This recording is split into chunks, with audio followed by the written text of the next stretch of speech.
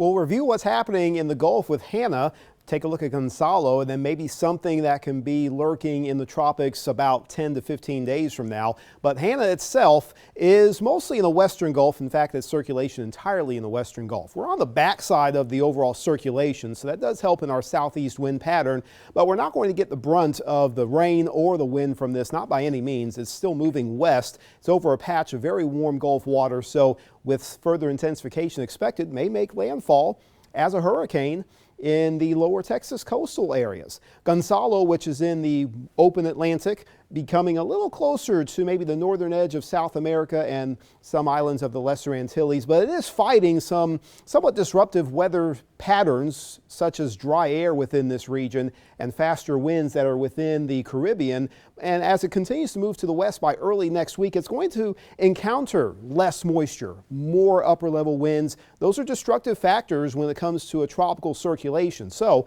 that's the main reason why it's forecast to weaken. But beyond that point, it may not hold on to its strength very much, but whatever's left of its remnants will still carry some moisture into the western Caribbean and perhaps into the Gulf. So the circulation will stay around and some of its moisture, but it's not looking like it's going to be a threatening feature for the Gulf next week. However, it's not just the Gulf or the Caribbean that we have to monitor.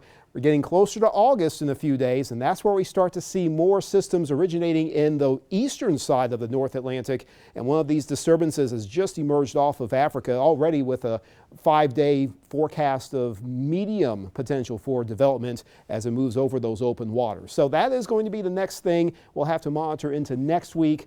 Some long-range indicators showing that will gradually intensify as it moves continuously to the west. So lots of time. Time is on our side to watch